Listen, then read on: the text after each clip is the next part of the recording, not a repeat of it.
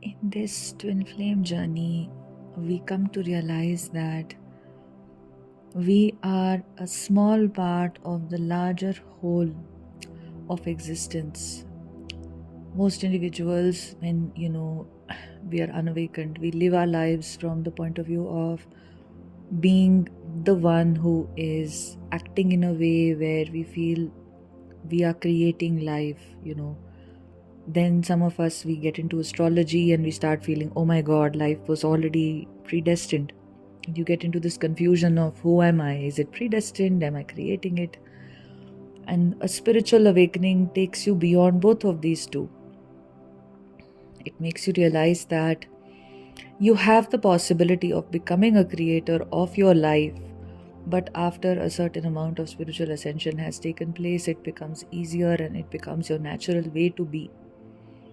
And at the same time, you use the karmic fodder of your life to ascend. You use it to gain valuable life experience, and it's just a ladder which you're climbing as a twin flame, especially.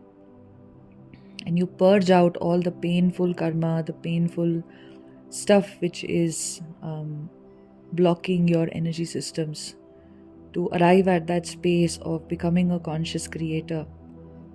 And this space of becoming a conscious creator is not a space of arrogance that I am going to be the creator, no. It's a state of immense humility. So if you've seen some Indian epics, as a child perhaps you have, or you can look them up now, like Ramayana, for instance, or Mahabharata. So you will see that there was always a war going on, between the good and the bad, and the nature of life is duality. So you'd see that the Rakshas, or the ones who were the demons, they would become very powerful through spirituality. They became powerful, but they became very egotistical. So somehow the power, the siddhis that they attained through, intense yogic sadhanas, they misused them, and it did not lead to a space of unconditional love, but it somehow was just about coming to this space of being extremely powerful. I do not you can actually fully understand, certain types of beings that used to exist, and you can start understanding where their siddhis were and how it manifested, in the epics and in the various stories. But I honestly do not have so much information about this, so I'll not go into that.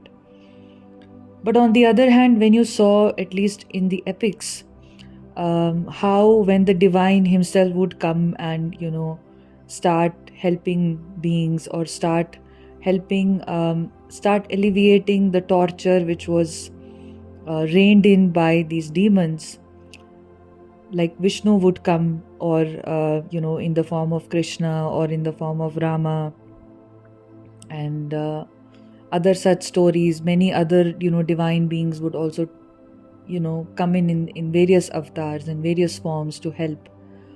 So what we would see is that this divine being always had a space of immense humility and immense devotion, and at the same time would be extremely powerful.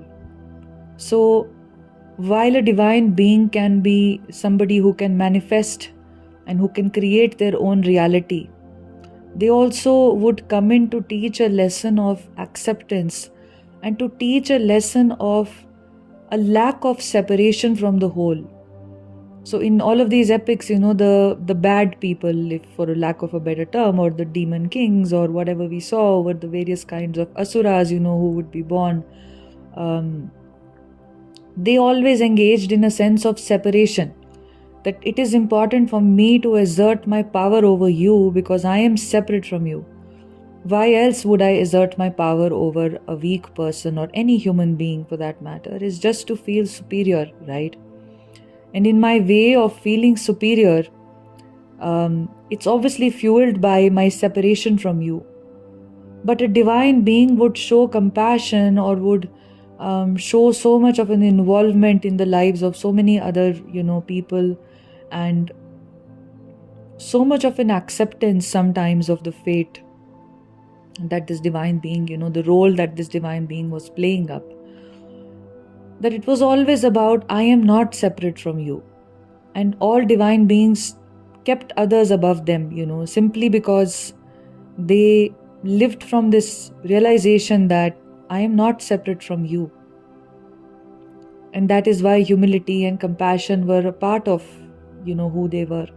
So as a twin flame, when you're ascending, when you're unawakened, you have this separation. Like, I have to prove myself, I have to compare myself. Usually for a divine feminine, it's the other way. She feels deep down, she feels less about herself, she feels underconfident. She needs external validation and all of that.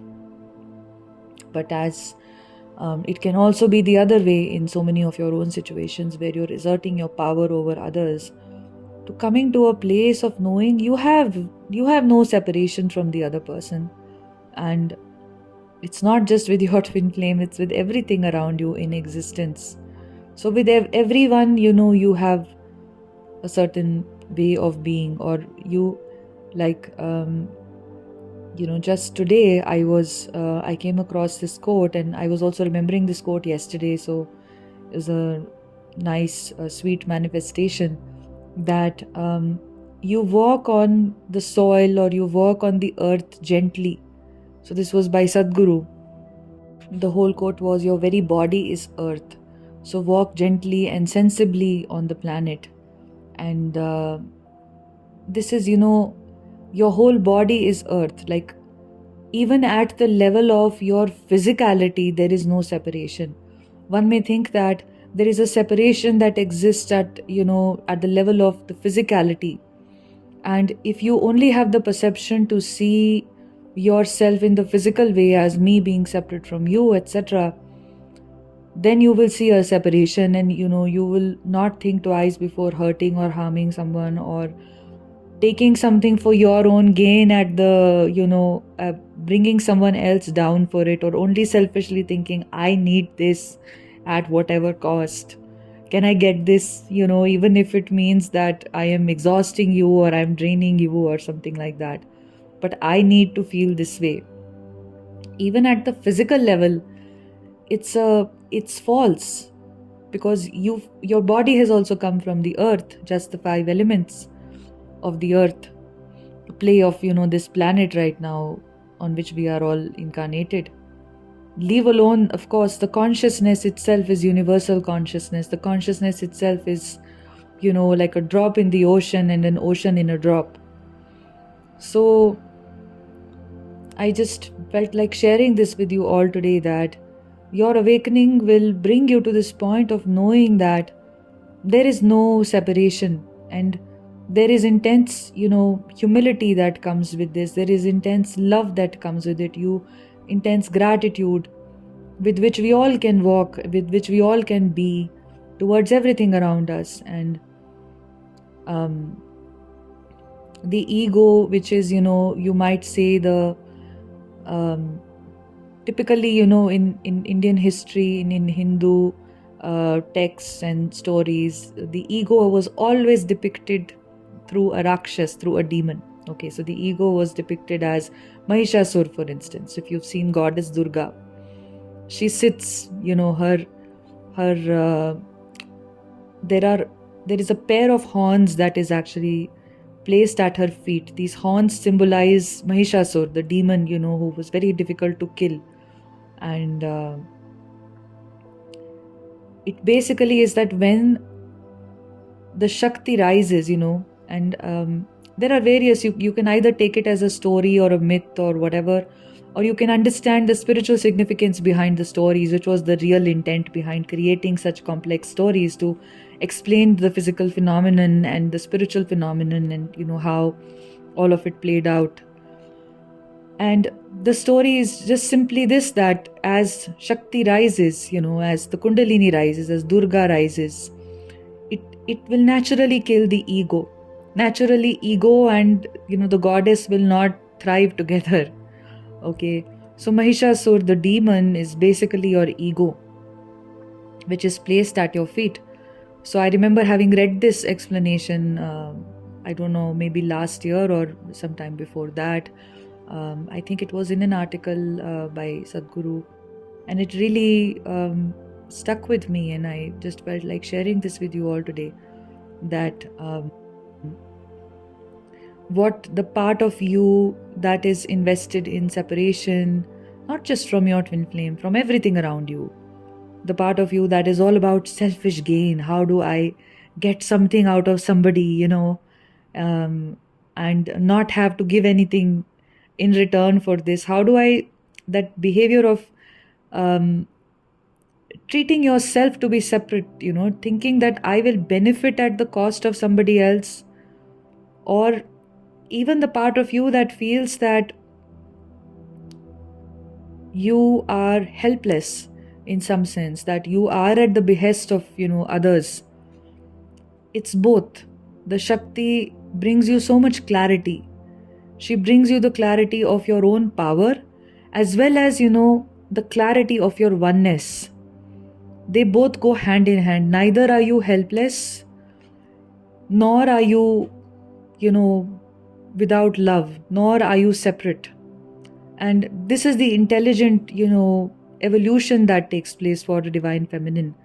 The evolution of, first of all, coming into her power, and then realizing that this power that she had given away to others was an illusion. She always held the power, and the collapse of the ego within her has now allowed her to take her power back. And this is not to assert her power over other people now. It's not to bring others down through my own power. It's actually just the initial step. The next step after you realize your power is to understand that you are one with everything. And after having unplugged yourself from what was false, you can now start understanding what is true. What is true is that you have oneness with everything. So it is very natural to then, walk with gratitude, walk with kindness on the planet for everything, for everyone, for every being, around you, however they might be. And when you do this, when you come into unconditional love, it's not about bringing anybody down. It's not about bringing yourself down either, because you're not doing it from a disempowered state. Your self-empowerment as well as unconditional love are like hand in glove with each other. Okay. So it is important to sometimes make this distinguished,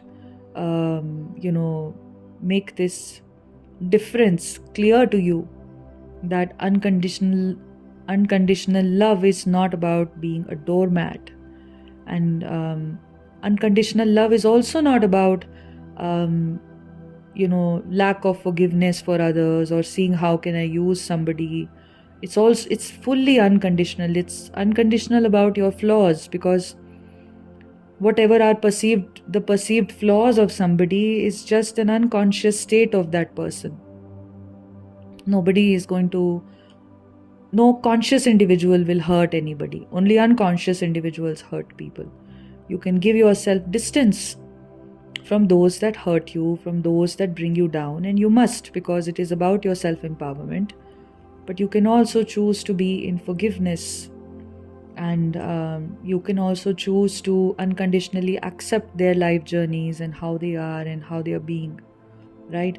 And this also goes for your twin flame. Your twin flame is actually teaching you all of this, that you come to this state of forgiveness and understanding that sometimes so many twin flames have this experience of expecting so much from your twin flame, of not being able to forgive your twin flame or your connection, and expecting something out of them, as if you are codependent on them. So you go through this journey of realizing that you're not codependent on anybody, And the love that exists between you and your twin is the love that is your soul, that your soul has for you, that divine has for you. It is unconditional. It cannot operate if it is made conditional. It cannot be, I need this and this and this from you. You give me, all these 100 things that are in my list of everything. I didn't receive love, I have all these wounds, and now you act in such a way that I'm feeling better about myself. Otherwise, I've had a miserable life and I only want to be redeemed by my connection with you in the 3D. This is what your twin will trigger you, and will tell you that, no, have you come into your power? Have you realized who you are? Have you been able to see your truth as, an empowered being and as a being of love? You already are love. What are you seeking from me? You already have me. Okay. I hope that this helped you. And on a prompt, I just started speaking about this today. So maybe there is some wisdom for some of you here and some help and guidance. If you wish to work one-on-one with me, if you need any guidance or support on your journey with regards to where you're at, and you resonate with this content, then you can connect with me. The information is in the first link in the description box. You can see the types of sessions that I offer, and you can also subscribe to my Patreon page. You can click on the second link and see the types of videos that are on there. I post about, the detail of the feminine and the masculine energies, how they interact, the Kundalini, the chakras, a deep dive into all of that. That information is channeled and has a lot of wisdom from ancient texts. And there are also mini workshops at tier 2 level on Patreon that I post that can help you to understand the journey more and to bring in that wisdom into your day-to-day life. So sending you love. Have a beautiful day. Take care.